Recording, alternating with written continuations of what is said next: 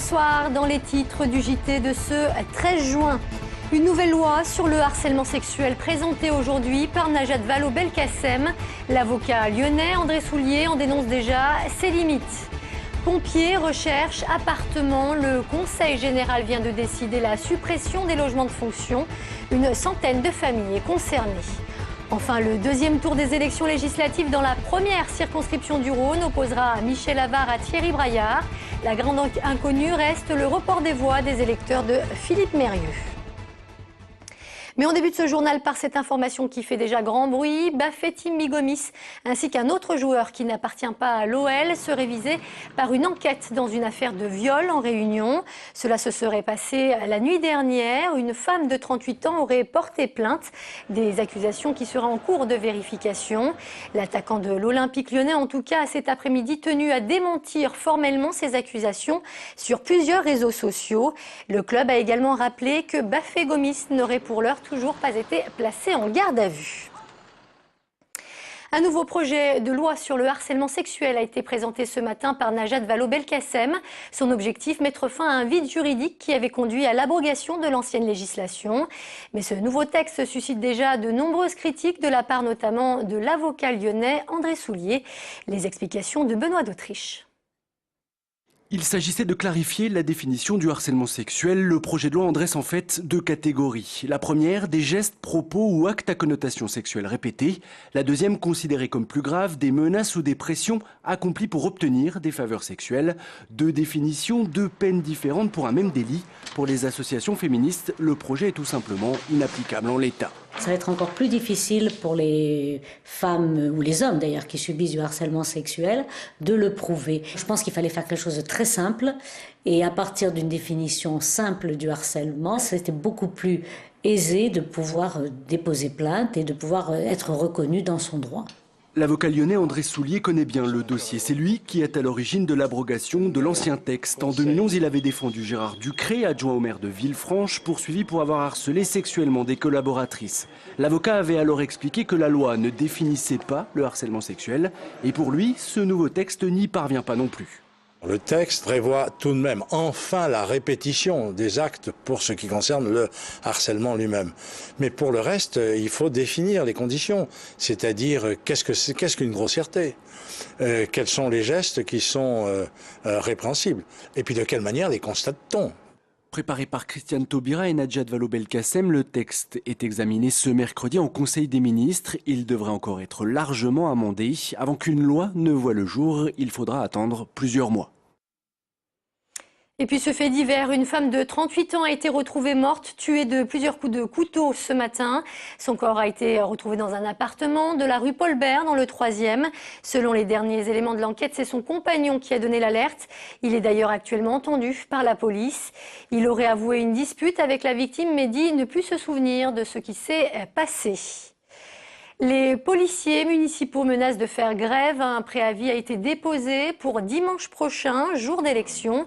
Ils souhaitent notamment être équipés d'armes de défense. Une demande jusqu'ici toujours refusée par Gérard Collomb.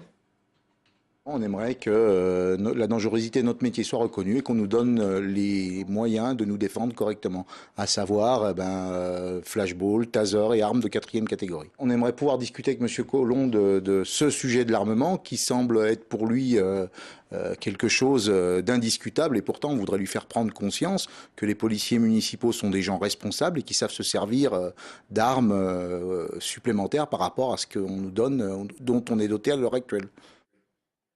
Autre catégorie professionnelle en colère, les pompiers. Ils viennent d'apprendre qu'ils ne pourront désormais plus bénéficier de logements de fonction. Une décision prise pour raison budgétaire par le Conseil général.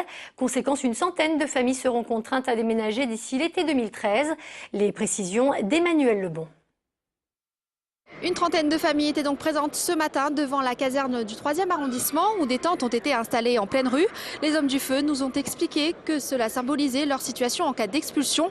Nous avons rencontré l'un d'entre eux dans son logement à la Croix-Rousse. Le sous-officier Christophe Jossoin fait partie des 150 pompiers qui bénéficient d'un logement de fonction sur la région lyonnaise. Pour ce père d'une famille recomposée de 6 enfants, l'annonce de cette suppression est un coup dur. Pour se reloger tout d'abord, et aussi parce que son installation, il y a un an à peine, a engendré des frais. J'ai eu des coûts pour tout refaire en fait, pour pouvoir installer ma famille, parce qu'ici c'était peint uniquement tout en blanc et on avait du lino au sol pour qu'on puisse rentrer dans des bonnes conditions. De plus, ces logements ne sont pas attribués à titre gratuit. Le principe des logements de fonction, les sapeurs-pompiers effectuent 2600 heures à l'année. Donc 105 gardes de 24 heures, et sur une garde de 24 heures, ils ne sont payés que 16 heures. Donc ils donnent 8 heures par jour à la direction. Et c'est bien là le problème, le nombre d'heures effectuées par les pompiers est illégal selon une décision du tribunal administratif. Le SDIS a donc décidé de vendre ces logements. Les familles vont donc devoir s'adapter. Pour nous, c'était un coup dur. Étant donné qu'on a un bébé, on est tous les deux à 80%, donc du coup... C'est vrai que sans cette aide financière, je vais reprendre mon travail à 100%. Dans le Rhône, 4 casernes sont concernées, celle de Gerland, Villeurbanne-Cussé, la Duchère et celle de la Croix-Rousse.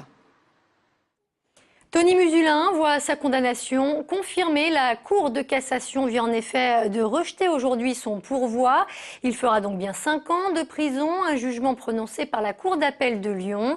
Je vous rappelle que le convoyeur de fonds avait été condamné pour le vol de près de 12 millions d'euros. C'était en novembre 2009. Place à notre page législative consacrée ce soir à la première circonscription du Rhône. Alors les finalistes, on les connaît. D'un côté, le député sortant UMP Michel Avare. De l'autre, le radical de gauche Thierry Braillard. Un scrutin en apparence aux enjeux simples. Pourtant, une inconnue de taille subsiste. Le report des voix de Philippe Mérieux après la difficile campagne du premier tour. Les précisions de Jasmine Sorgue. J'appelle solennellement les électeurs de gauche à se mobiliser pour battre la droite dimanche prochain. Autrement dit, voter Thierry Braillard, un désistement républicain classique à gauche. Oui, mais voilà, plusieurs mois de campagne acharnée entre les deux candidats de gauche, ça laisse des traces. Une semaine pour tout effacer, c'est peu. Mais pour les observateurs, la victoire de la gauche est plus que probable. Je pense que ça n'aura pas énormément d'effet sur les reports. Les reports se feront probablement assez facilement. Et même s'il y a un peu de déchets, le score de Michel Avare laisse quand même une bonne place pour la gauche. 2000 voix d'écart entre Michel Avare et Thierry Braillard, 3000 entre ce dernier et Philippe Mérieux. Faites les comptes, le report des voix à gauche assure l'élection du candidat radical. Lui ne présume de rien, mais l'heure est à la confiance retrouvée.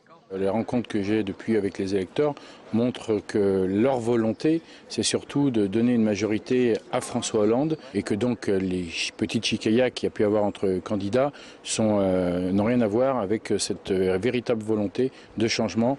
Côté UMP, on s'étonne de la violence des mots échangés à gauche pendant la campagne. Si la rancune des électeurs de Mérieux pourrait faire l'affaire de Michel Avare, ce n'est pas là qu'il croit en ses chances.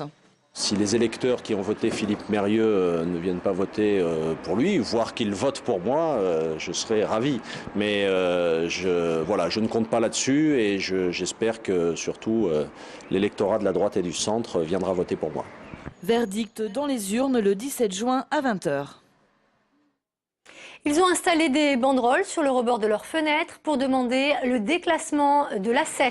Les riverains du quai Perrache et du cours Verdun-Jean-Soul se mobilisent pour un abaissement de la vitesse. Ils souhaitent notamment que la portion d'autoroute située juste avant le tunnel sous Fourvière soit déclassée en boulevard dit apaisé. Objectif, réduire les nuisances et notamment la pollution. Et c'est la fin de ce JT. Merci de nous avoir suivis. Passez une très bonne soirée sur TLM.